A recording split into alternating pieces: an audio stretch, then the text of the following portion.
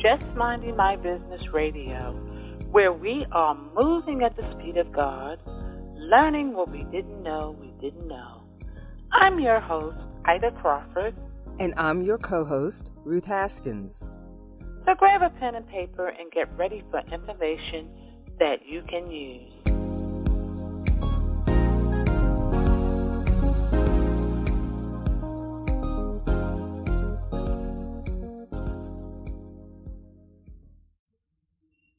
Welcome to Just Minding My Business Media LLC studio.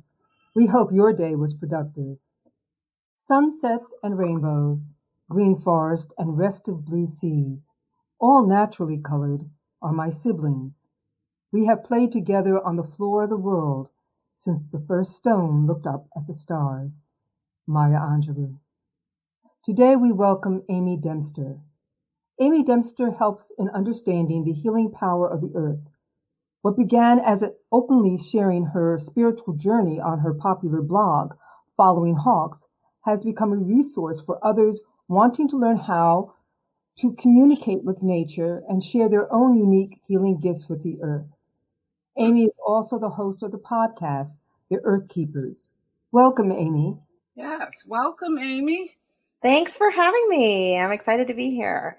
We're excited to have you. So, tell us how all of this began. Oh my goodness. Well, this has been, quite the journey, obviously, over many years. I grew up on a farm, so I was, surrounded by nature all the time as a child and felt very connected with it. But I'm not sure that I really realized there was anything deeper through most of my childhood. And like many of us, I went to college, I got a job, I started working in the city, years passed. And in about 2008, I started having a series of unusual interactions with hawks. They just kept coming into my environment, coming very close to me, flying right up to me or close to me while I was out walking, right in my backyard, just everywhere. And it was happening so much more often than just normally I would see them in my environment, that it really made me start asking questions like, what is this? What's happening? Is there a message for me? Is this a loved one who's passed away, who's trying to communicate with me in some way? What is it? I don't know that in the years since I have ever fully answered the question, which I, have kind of come to realize, I think for many of us on, a spiritual journey, it's really in the questioning and the asking that really sets you on your path and on your journey. And I think that that's what the hawks were for me. But a number of years passed after kind of that initial interaction. And, I had gotten into meditation a little bit more and, had learned a little bit about kind of nature and interacting with nature in that way. Again, through a series of unusual coincidences, I really received the message to relocate where there was pine trees and water. And so ended up in Northwest Montana, where I am now. And shortly after moving here, I started realizing when I would be out on my kind of regular daily walks that there was some form of communication coming in. There were things in my head that weren't my thoughts and that weren't, something that I was putting there. And I realized that the trees were talking to me and the trees were communicating and sending messages. And oftentimes it was just, hey, can you pick up that trash? I have arms and legs and can do that and they can't. But that really made me ask a lot more questions and really go deeper down this path of really seeing how alive the natural world is and how there is so much communication happening around us all day, every day, if we want to tune into it. Very, very interesting. And how do you work with the people that you work with that are into what you're into? How does that work? Yeah, really. I mean, that's a lot of what I do, both, on my blog and my podcast, and the things that I offer is really helping other people learn how to deepen that communication for themselves. And most everyone that I talk to, even if they think, I don't know about this, I don't know if I believe this, I'm not sure that I've had this experience, for the most part can at least pinpoint an experience in nature that felt very transcendent, very spiritual in nature, very, or where you felt really deeply moved. That is that communication that's happening. And so really just helping people to understand that, really we humans are the ones that have created language, right? To talk to each other.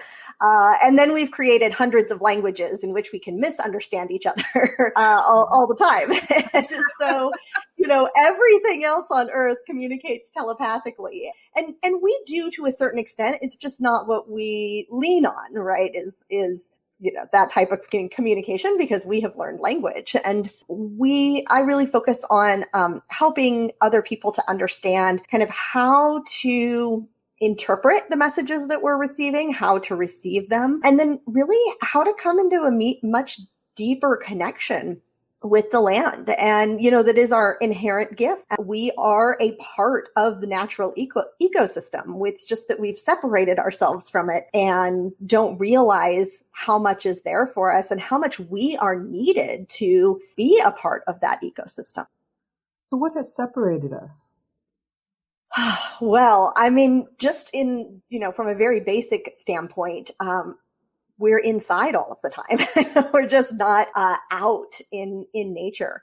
When we spend more time outside, it's really easy in many ways to pick up kind of this. And if nothing else, just saying, wow, look at how unique that tree is compared to all of the other trees. That's a tree getting your attention, and really showing itself to you in a very special way. So we communicate these things. We're picking them up. But, the other pieces is that our culture is just not taught us that this is something that we can do or that we should do or that it's important to do. And so it's just easy to kind of live our lives in a way that, even if it doesn't completely disregard the natural world, it just doesn't figure into our day-to-day life all that much. There is a part of us that with all of our education, all of our technology, we have moved away more and more from who we are. We don't see ourselves as people of the land. In fact, we consider people of the land to be sort of not a good thing. They're not sophisticated. They're not educated enough. But the truth is that as we get away from being what we are as humans, the more trouble we get into. I'll say. Because right now, we can look at the earth and we can honestly say there's nothing wrong with the trees except where man has gotten in and messed things up. There's nothing wrong with the water except where man has gotten in and messed it up. Bottom line, the only thing that's really wrong with this planet are the humans. We're the problem. It's not the trees, it's not the rivers, it's not the oceans, it's us. So in your work, how do you bring that to people, and what is their response? Do they get it that the work that they have to do is not on the earth? The earth will repair itself. We found that out in COVID-19. Within months, the earth was renewing itself. Animals were going back to their natural habitat. The waters were clearing up. We had whales in places where they had not been for decades. So how do we get that message to? Yeah, and wasn't that remarkable? I mean, and it was in a matter of days. It was fast, which is always the truth in that, nature always comes back, nature always adapts, nature always figures it out. But I think what we have done is we've kind of taken on this, not only the attitude of, I guess you could say, superiority over nature, but also in that this idea that, hey, the earth is more powerful than us and can just get rid of us if it doesn't want us anymore, right? Nature can just wipe us off the face of the earth, which is true. Absolutely. But what I have found in my experiences more than anything is that, again, we are an integral part of the ecosystem. And when you remove humans from the ecosystem, many things break down, which is what we're seeing because we are removed at this point in many, many ways. But that when we step back into that ecosystem, there is an incredible amount of technology and, science that is present in how the world works, how the earth works, how nature works, and how our bodies work. Mm-hmm. And we are created to be a part of this ecosystem. We are healthier. We are happier. This is why we feel good when we go outside. Why we feel compelled to put our hands on a tree, because it makes us feel good, because our body's natural resonance, when we go outside, it just instantly gets right back into that vibration, which is very, very healing to us physically, emotionally, energetically. And so I think that people inherently know that. And so, I do think, people are probably attracted to, what I'm sharing and working with me, because they are having these experiences in nature, and in many cases just kind of want an explanation. They're not quite sure, what is this? What's happening? What am I receiving? What am I feeling? What's happening to me? And so I really just like to create spaces that feel safe to explore that, whatever that is for you, because everybody's gifts, everybody's interactions are completely different. And we just need a space that feels comfortable and safe to explore that and to share and talk about it with other people. I agree with that. I agree with that too. You can't explain to somebody what it feels like. You mentioned something, walking up to a tree. My favorite are pine trees, and just leaning against it, or putting your hands against it and feeling that. You can feel it. It is literally a vibration, and it feels so good to you. And I think that's the whole vibratory issue that we've ignored, and technology interferes with all that. I know we need it in this world that we live in, but it does interfere with that natural vibration that as humans we're supposed to have with the rest of the earth. Yeah, it's completely true. And what happens, and scientifically, is that our vibration is aligned with the vibration of nature, but that, basically our body seeks to find resonance with that which is around us. And so when you have your phone in your hand or in your pocket all the time, that frequency from the technology, it's like a sledgehammer over our vibration, right? It takes over. Our body has no choice but to match that vibration. Mm-hmm. And so, but when we're outside and we're in nature, or, we're having that interaction, our body just instantly switches to that vibration. And I read somewhere a study that was done where I don't know how exactly they did it. They measured the frequency of a variety of different healers, different healing modalities. So whether it be, shamanic healing or Reiki, or, all of these different kind of, channeling energy type healings. And the frequency that came through in those healings was identical to the frequency of the earth. So, receiving that healing energy is what happens immediately when we just go outside and when we get away from the technology, which in our modern lives is fairly difficult to just dispose of altogether. Right. But to plan that time in your schedule to just, hey, I'm going to take 20 or 30 minutes to go outside and leave the phone in the house. And it really does get your body back in that healing vibration. Too, you're talking about that healing vibration and getting in touch with it. One of the things that always used to help me, I haven't done it recently in years, is going camping and doing ground camping. Sleeping on the ground is the most amazing feeling. You feel different after doing that for a few days. Your Absolutely. whole body is rejuvenated. Your whole attitude is rejuvenated. So there's so much to this. I was eager to hear what you had to say. Because this is something that most people ignore. We are so used to our quote unquote modern way of life, our city life.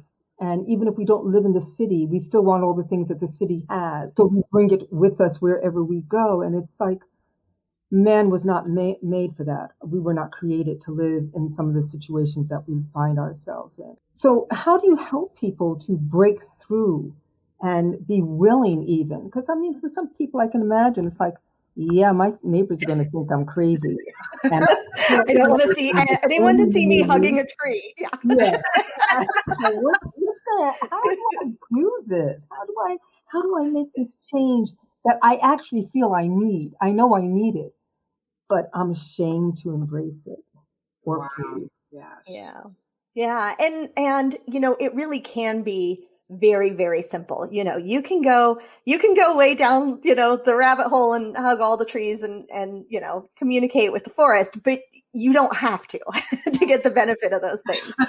And, it really is a matter of, taking off your shoes and socks and getting your feet on the earth, that immediately switches your vibration. And you can do that in your backyard, or even concrete actually conducts that vibration of the earth. So I always say, even if all you have is a concrete, patio or balcony, you can go out and do that. I do it as often as I can. I live in Montana, so the winters are a little tough.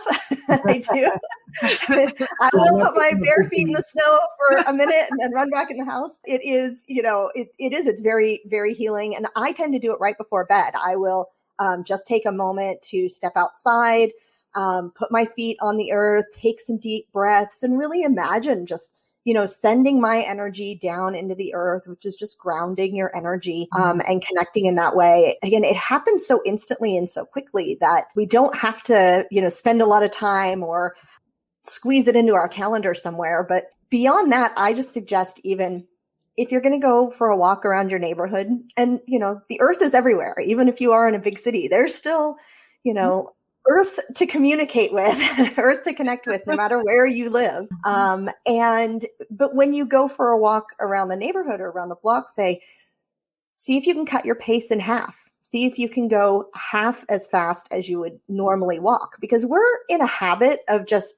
doing everything fast, right? Everything moves fast. We talk fast. We walk fast. We do everything fast. And so we will notice and connect with nature on a completely different way when, again, we don't have the phone to distract us. You might even want to go by yourself so that you're not tempted to carry on a conversation with someone the whole time.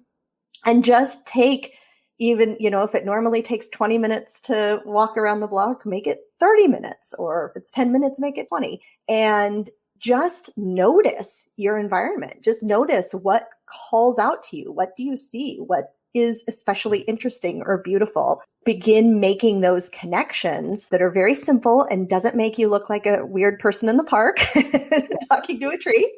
And, and start making those connections, because what's really happened is, all of these things around us are very much aware of us. They know what we're doing. They see us. They're conscious of us.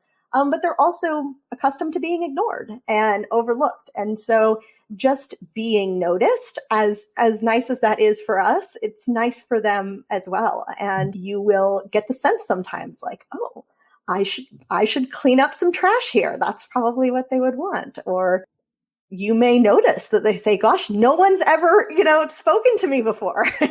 So it's really, we interesting. can talk about that one. Well, I talk to my trees all the time, so it's making me feel really comfortable now. Yes, you don't feel so strange, I talk do to you? my plants. Yes. I check their bodies and make sure there's no kind of diseases going on. If I see something going on, I'm quick to fix it. Because I love nature. Yeah. I have rabbits. I talk to them when they come out. They pretty getting used to me now. But I talk to the rabbits when they come out, and especially when they're in my garden. I'm like, I bet you're in communication then. Yeah, we're having communications for real then. And it's so funny that you say that, because, I'm one of those people early in the morning, when everything is still, it's just my best time, my absolute best time, especially in the summertime. And I just love to go out and walk around the yard in my bare feet and just look at my plants and look at the trees. And so I'm not crazy, Amy. At all. There are many of us who are doing the same thing. Yeah, we talk to our dogs and our cats, and nobody thinks that's strange, right? It's the same. It's really the same thing. And my guess is, if you're tending your plants around your house, or in your yard, you probably already have a sense of, other than you might think, oh, that looks wilted, it needs water. But my guess is you have a sense that it needs water probably a little before it's wilting, right? That when you're kind of tending for them and they're in your environment and you're accustomed to how they look and and so you may not use the language around, oh, it's energetically telling me that, but it is, and you're picking it up. You're absolutely, feeling into its energy and knowing what it needs and what it's asking you for. It's interesting you should bring that up. I have one plant that is a water, it just sucks up water. And sometimes I'll look at it and I say, oh, well, I've got to remember to water you because I know you're just about ready. And almost inadvertently, I'll see it literally lay down. And I'll apologize water, and then it starts perking up. It lifts up its little leaves, and I'm like, okay, I'm sorry. And repotting your plants. Last year I didn't repot all of my plants, so this year I have to repot them. And it's almost like they're saying, okay. So I brought up the soil the other day and put it out on the balcony, and it was almost like I could hear them saying to each other, she's going to finally do it. She's going to finally do it. And, we're going to live. And, it's so funny because this is something that we all have at our fingertips. We can go outside and talk to the squirrels. They may look at us and scamper away, but I'm telling you, they hear you. They do. They do. We have a lot of geese right now because it's the mating season. We have a family that's right outside. Well, the mother and the father, they haven't laid their eggs yet. We haven't seen the little babies yet, but they'll be coming soon. And sometimes I walk past them. I'll say, well, hello, how are you today? And then kind of like turn around and look, and then they go on about their business. We have such a powerful connection to nature. Yes, we do. Which we ignore. And it's the thing that even on your worst day, a conversation with the squirrel can make you smile. Even if you think that it makes you look crazy, it makes you smile. Yes, it does. You're like, okay, I know if anyone sees me, they're thinking this woman has lost her mind. But it does make you feel better. Just the way talking to your pets makes you feel better. And sometimes they'll look at you, and they'll look at you with that all-knowing, okay. I don't know what you're really saying, but I got you. It's like, okay, so why is it that we don't do that more often? What has happened to us that we think that everything that we make, if we can put something together out of the earth's materials, where do we develop this sense of superiority? And how can we get rid of it? Because yes. And Amy, before you answer that question, how can people get in touch with you? We want to make sure that people can connect with you to get more involved with what you're doing, because I think it's very critical. And I know it's good for me. I know I do it. So for all those people out there, how to get in touch with you. How do we get So my website is Following Hawks, like the bird. And so I'm at followinghawks.com. I'm on Instagram at Following Hawks. And my podcast is called The Earth Keepers. So you can find that on my website or on any podcast player. Hey. How often is your podcast? What day does it usually air? Tuesdays. So a new one will be out tomorrow. What time? What's that? What time? I think it is published at 6 a.m. Eastern. So it's out more or less, when you get up on Tuesday, it should be there. Okay, very fine. Okay, I'm going to check that out. Because I like this conversation. I do too. And this is right up my alley, right up Ida's alley. And there are a whole lot of people out there who are going to hear this and say, oh, so I'm not crazy. Yes, because I have this frog that visits me every year. Aww. And I like jazz. So I'll be sitting on the deck listening to my jazz or whatever. And I'll see him right there on the steps of the deck. And he doesn't move. It's like there's no fear at all. it's just strange. Just coming to enjoy the good vibes. There's been a lot of again YouTube University, people who have been playing for animals. There was one where someone would played did a piano concert for elephants. Oh, Others did horses, and it was amazing to see these animals come and just listen. I remember the one that was a herd of cows. It was like the bull herd at first, and he started coming forward, and then all the cows came to the fence and just stood there and listened to these people give a concert. It was like, okay, so animals like music. They do like music. Well, I mean, music sound is the frequency of the universe, right? That's the building blocks that we're all functioning on. And, if you've ever seen any of those videos of where music is played and water molecules reorganize themselves into, beautiful geometric formations. Sand will also do that, rearrange itself. And you think about what percentage of our bodies is water, right? So depending on the music that you're listening to, your body's molecules are rearranging themselves. So, the frog must really vibe with the with the jazz. It makes you feel good. It must, because he comes every year. he knows where to get the good vibes. I don't know if the same frog, but it's pretty big now. Yeah.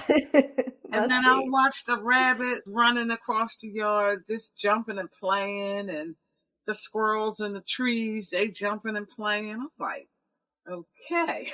Yeah.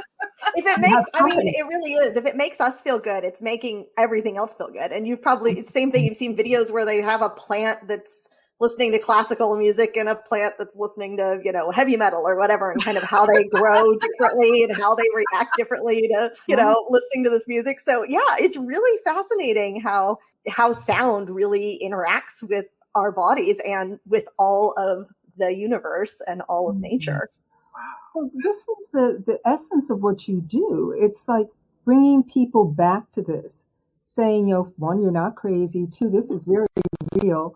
And three, let's get with it. Let's get this and make it a part of your daily living as much as possible. Yeah. I think that's really commendable. I really like this. Too. I do. I like this a lot. It's needed because people are so disoriented, actually. Yeah, really. And disoriented from themselves. Yes. Mm-hmm. So they don't realize the stuff around them. They don't pay enough attention to what's around them. Yeah, and I think inherently humanity is looking for ways to feel better.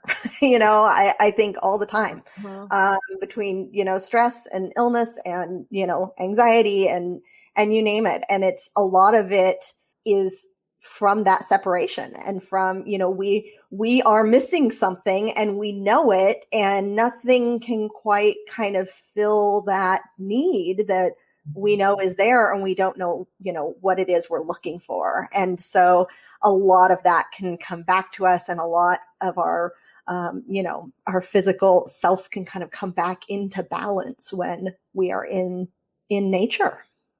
Yes, for sure. Now, let me ask you, Amy, do you do any workshops or any this really goes hand in hand with meditation, what you're doing? Yeah. So do you do any things like that to help people to reconnect? Yeah, I have a few different things. I have a free workshop that I offer. It's on my website. That is the basics of speaking with the spirits of the land. And I share what are the spirits of the land.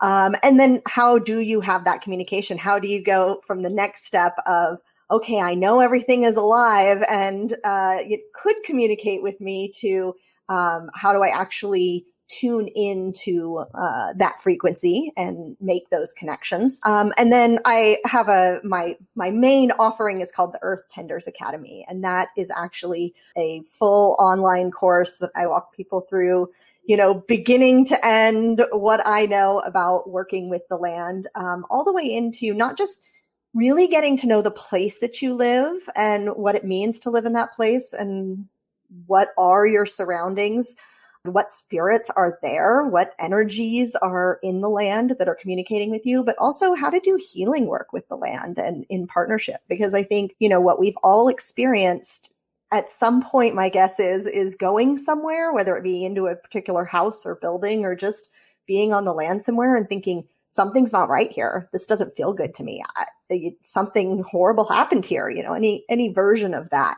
And we absolutely can work together with the energies of the land to offer our healing work and our healing services. So I help people understand how to do that. Okay. Well, we're definitely going to have you back. I would love it.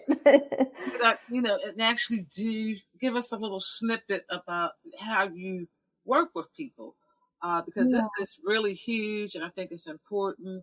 And I think some people are probably experiencing it, but like you said, that shame. Mm-hmm. People are going to think I'm crazy because I do this. And I went through that myself. I understand. I was like, I'm not telling anybody that you're talking to me for sure. No. That's too far. Absolutely. Well, but it's not. yeah. I mean, that's like my personal space, and because you're talking about it, you're making me feel comfortable to expose my personal time with me, myself, and I, and what's around me. So thank you.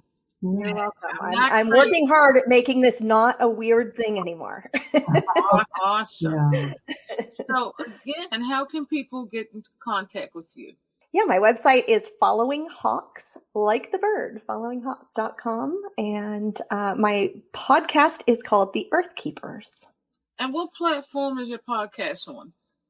Apple, Spotify. Oh gosh, I don't have the list in front of me. It's on quite a few platforms. So probably whichever one you are listening on, you'll be able to find it. It's also on my website. So if you go there and hit the podcast button, you'll find it. All the different platforms. Okay. Well, thank you. Thank you so much, Amy, for sharing with us today. And thank you for making me feel like I'm not crazy. Thank you for having me. I'm happy to chat about this all day long. Absolutely. Well, we're looking forward to more conversations about this because we do believe it's important that people feel good, and everything is important in terms of getting us to that feel good place. Even a walk in the rain can make you feel good. Oh, yeah. Oh, yes. Very much. Yeah. Yes, nice. Indeed. Very nice. So glad to have met you, Amy. Yeah, thank you for having me. It's great chatting with you both. Thank you. Your business, through Just Minding My Business Media, has exposure on internet radio, major social media platforms, and now TV. Through Just Minding My Business, dynamic digital marketing platform. Don't listen to the word on the street. Hear it for yourself. Visit jmmb.assistedcircle.org to learn how you can take your business, your vision, to the next level. Voiceovers by RCH VoiceWorks, for when you want to be heard. Call 443-620-4115.